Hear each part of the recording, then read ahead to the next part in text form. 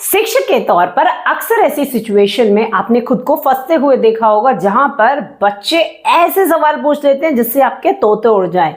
भाई स्थिति कक्षा में ऐसी हो जाती है कि आपको जवाब नहीं आता और बच्चे ने वाकई में सवाल इसलिए पूछा है कि वो कहीं ना कहीं आपकी टांग खींच सके, टीचर को अपने से नीचा दिखा सके, ये दिखा सके कि देखो मास्टर को नहीं आता मतलब मुझे आता है। बहुत बार हायर क्लासेस में तो डेफिनेटली बच्चा टीचर का टेस्ट लेने के लिए ऐसे सवाल पूछ लेता है और जवाब बच्चे को आता है, क्लास के बच्चों को आता है और वो सिर्फ ये देखना चाहते हैं कि अब देखो, अब बताओ कितनी झंड होने वाली है। ऐसी सिचुएशन में एक स्मार्ट शिक्षक होने के नाते आप कैसे इस सिचुएशन से उभर सकते हैं बहुत स्मार्टली, बिना किसी परेशानी से।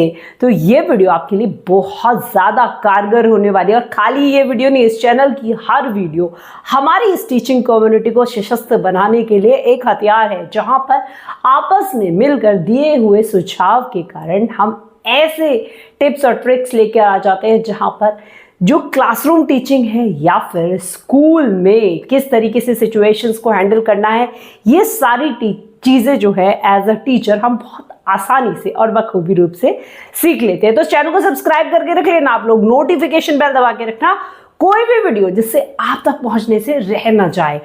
अब बात करते हैं मुद्दे की कि ऐसे सिचुएशन जब आप मुझे कमेंट में ही पूछ लेते हैं और जिसका जवाब मुझे नहीं आता तो मैं कई बार गूगल करती हूँ या फिर जो भी वैलिड सोर्सेज होते हैं वहां से इंफॉर्मेशन कलेक्ट करके आपको रिप्लाई करने का प्रयास करती हूँ। परंतु क्लासरूम में ये सिचुएशन कहाँ से आएगी, किससे पूछें? पगड़ वाली टीचर से जाके पूछेंगे, बे बच्चों ने ऐसा सवाल पूछ लिया मुझे उसका जवाब नहीं आता, टीचर्स के सामने इंसल्ट हो जाएगी, गूगल भी नहीं कर सकते वहां पे खड़े खड़े। तो इसको शानदार तरीका देखिए, आप जब पढ़ाते हैं कक्षा में तो आपका जो स्टूडेंट्स के प्रति व्यवहार होना चाहिए, मैं हमेशा मानती हूँ कि एक फ्रेंडली नेचर, खासतौर से जब आप बड़ी क्लासेस के साथ डील करना शुरू कर देते हैं। बट उस फ्रेंडली नेचर में ऐसा नहीं कि आपने बच्चों को अपने सर पे बिठा लिया या फिर बच्चों को स्वतंत्र जो सोच होती है उनकी विकसित करने का मौका ही नहीं दे रहे हैं, उनकी थिंकिंग को आप एक्सपेंड नहीं होने दे रहे हैं, उनके आंसर्स को आपने रिस्ट्रिक्ट कर दिया कि इसी मेथड से होगा।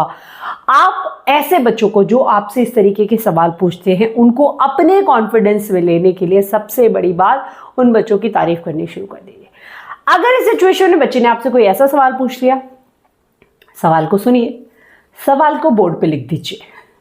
उस बच्चे को कम प्रूफ करने के लिए क्लास के और बच्चे होंगे जो एग्जैक्टली ये चाहते हैं कि भाई मैं इसका आंसर दे दूंगा तो टीचर की नज़रों में मेरी इज्जत ज़्यादा बढ़ जाएगी।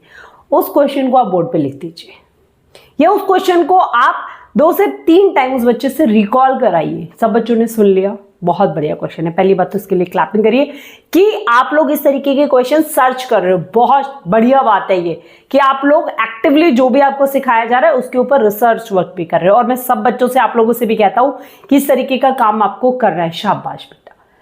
बट ये क्वेश्चन जो है आपके लिए, आपके सिलेबस के लिए, आपके पूरे करिकुलम का एक इंपॉर्टेंट पार्ट है, आपके चैप्टर का पार्ट है, आपकी एक्टिविटीज का पार्ट है। जो जैसा भी क्वेश्चन होगा, जिस भी विषय से संबंधित होगा, मैं कह रही हूं मैथ्स का होगा, अब आप बच्चों को पूरा टाइम दीजिए। अच्छा चलो, मैं बाकी सारी क्लास को मौका देता हूं कि आप इस क्वेश्चन पे 5 to 10 मिनट से रिसर्च करिए, उसके बाद जो पॉसिबल सॉल्यूशंस होंगे वो हम क्लास में वेलकम करेंगे। अब ये मान के चलिए कि ये एक सिचुएशन बता रही हूं जब इमीडिएटली आपको आंसर करना है। अब बच्चे जो है उस क्वेश्चन के ऊपर बता रहे हैं, बहुत सारे आंसर्स दे रहे हैं, आप बच्चों की सुन रहे हैं, इतने आप सर्च भी कर सकते हैं उसका एग्जैक्ट आंसर। अदरवाइज बच्चे जब कैलकुलेट करते हैं तो उसके पॉसिबल आंसर्स आपके सामने निकलने शुरू हो जाते हैं। आप उसी बच्चे को एज अ मॉडल टीचर के रूप में नियुक्त कर दीजिए कि भाई ये आपकी हेल्प करेगा। आज की मॉडल टीचिंग जो है मैं इसे सौंप रहा हूं। और अगर आपको पता है सिचुएशन क्लास में ऐसी होती है तो रैंडम इस सिचुएशन से पढ़ने से पहले बीच में अपनी क्लास में ऐसी एक्टिविटी कराते रहा करिए जहां पर कोई भी सिचुएशन, कोई भी क्वेश्चन किसी बच्चे से फ्रेम करवाइए और उस बच्चे को मॉडल टीचर के रूप में नियुक्त करिए और बाकी पूरी क्लास को मौका दीजिए कि उस क्वेश्चन के पॉसिबल आंसर्स जो है पूरी क्लास के सामने लेके आए। अब वो बच्चा इतना चौड़ा हो जाएगा, उसे क्या चाहिए था? उसे फुल इज्जत चाहिए थी, उसे चाहिए था कि वो टीचर को नीचा दिखा दे। बट नहीं, आपने उसको इतनी इंपॉर्टेंस और इतनी प्रिविलेज कर दिया कि भैया अब वो आपको ऐसे नीचा दिखाने के बारे में नहीं सोचेगा, वो सोचेगा सर ने मेरे को बादशाह बना दिया, मुझे ऐसा मौका दे दिया।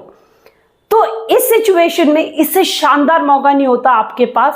अब अगर बच्चे क्वेश्चन का आंसर निकाल ही नहीं पा रहे पूरी क्लास में, तो बस बहुत बढ़िया, आप लोग आंसर के लगभग करीब हो। मैं तुम्हें आज का टाइम दे रहा हूं, कल सुबह आते ही सबसे पहले मुझे इस क्वेश्चन का आंसर चाहिए। जब आप ये चीज एज अ होमवर्क बच्चे को दे देते हैं इस पर्टिकुलर सिचुएशन में, तो बच्चे जाकर इसे एज एन असाइनमेंट काम करना शुरू कर देते हैं और अगले दिन तक का समय आपके पास भी हो जाता है। मैंने बताया रैंडम सिचुएशन से पढ़ने से बेटर एज अ टीचर आप लोग अपनी क्लास में समय समय पर ऐसी एक्टिविटीज कराते रहा करिए जो ऐसा ना लगे कि अभी तुरंत ही सर ने ऐसा करा दिया, इससे पहले तो अभी कभी कुछ नहीं हुआ। ये आपकी टीचिंग स्किल्स में इंप्रूवमेंट लाएगा, साथ ही साथ आपको ऐसी सिचुएशन से निकलने का मौका देगा। तो उम्मीद करती हूँ ये सुझाव, ये तरीके आपको पसंद आए होंगे और इससे बेटर कुछ और तरीका आपके पास होना तो प्लीज कमेंट सेक्शन में मेरे लिए अवश्य छोड़ना और ऐसी और वीडियोस देखने के लिए चैनल के साथ जुड़े रहे। तब तक के लिए जय हिंद, जय भारत दोस्तों।